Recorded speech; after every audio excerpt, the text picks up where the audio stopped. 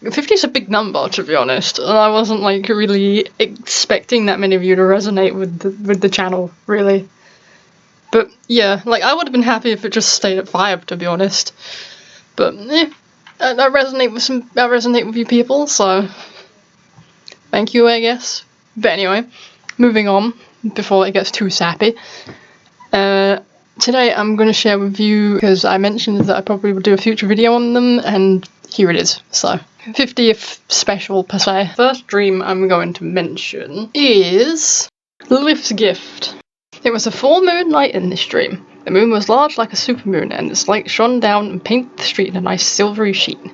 Another gothic-looking place, much more modern than the Victorian streets of the next dream I shall mention. It had skyscrapers and tall houses. The moon shone on my anchor I was wearing. Almost as if being blessed by Lilith herself, it shone as silver as the moon did that night. No divine voice spoke to me, but I could feel she had blessed the ankh with her magic. No words were said, but I somehow knew she had blessed me with another form, an astral form if you will. I saw nothing of her, but I somehow knew she was guiding and speaking with me. She told me of my new vampiric form. I could transform into it on nights of regular moons. But if it was a blood moon, however, I was cursed, or somehow blessed, to transform into the astral vampire form instinctually, a bit like the lycanthropy curse. Lilith, despite not being physically there, then left me. She changed the moon's phases at will, using her magic, changing it from full all the way to dark to full moons again. She used her blood to stain the moon red. Like she said, despite not being physically there to tell me, I transformed into the astral form. Much like a werewolf, it was an instinctual and rather savage creature. Unlike a werewolf, as a vampire you could control it somewhat, so long as you had the willpower to do so. I remember stalking in the darkness and the light of the blood moon in this form, just generally enjoying my new semi-feral self. I noted that I had long fangs, long claws like talons. Probably the most interesting thing, however, was the giant bat-like wings. I tried attempting to fly with them. Interestingly enough, I could. The blood moon's eerie red shine was awakening something in me. I was becoming hungry. Somehow, I knew it was hungry for blood. Looking for something or someone worthy of sinking my fangs into and enjoying the taste of their blood. Within a few short moments, my bestial eyes managed to set their sights upon a youngish man, hanging around a park fountain, seemingly enjoying the darkness much like I was. Without much thought process, I decided this man would be rather suitable prey. I dived, much like a bird of prey does, to grip food in its talons and latched my hands and feet into his soft flesh.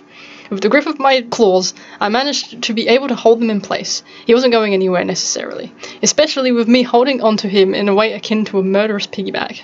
But he seemed oddly okay with the situation. I could have sworn he smiled to himself as my talons dug further into his skin and my fangs pierced his soft flesh of his throat. A vibration like a chuckle managed to escape him, reverberating through the entirety of his neck. My fangs were latched around happily. It seemed like he was happy to be chosen. Whatever reason that may be, I may never know. I woke up after that, and it was early in the morning. The sky was a murky green-blue. The sun wasn't quite up yet, so I guessed it was probably around 4:30 in the morning. I took a quick glance at my ankhs above my altar and promptly went back to sleep. Unfortunately, though, not the same dream. That brings us to dream number 2, which was technically before this dream. But I put them in this order anyway. But this is the Dream Mentor. Another dream that I remember vividly was during my vampiric awakening process, but before my true awakening. I had a proper form in this dream. I was myself in a city that I did not know, yet seemed oddly familiar to me. Everything was painted in a hazy blue light. It was nighttime, and the fog was very immense. I walked in the Victorian-looking city for a bit, admiring the iron lamps and the amber glow they left in the fog, and on the cobbled pavement. It seemed that I was alone. Or so I thought. I ended up at some stone stairs, and a shadow caught my eyes at the top of them. Curious, I decided to ascend the stairs, slowly mind you, due to the thickness of the night fog. I saw a woman with a most unusual appearance. Her hair was very long and pure white. Her eyes shone with an intense violet hue. Her ears pointed like that of an elf's. She wore an old navy blue Victorian suit with a tailcoat, ending with details of silver and gold. Her skin was deathly pale white and almost glowed in the foggy moonlight. Her fangs gave away what she was perfectly, a vampire. She extended a clawed hand as if to invite me over to her. Was she expecting me somehow? Upon having some form of conversation with the mysterious vampire woman, she tells me of her title, the Azure Queen Sazara, or Saz for short. She acted almost like a dream mentor during my early years of discovering my vampirism. She appeared mainly in my lucid dreams. Suddenly, the night of my true awakening, I never saw her in my dreams again. Purpose served, I guess. Next dream involves something known as dream feeding. I remember all the details. I remember, however, despite being me in this dream, for some reason I had short black hair.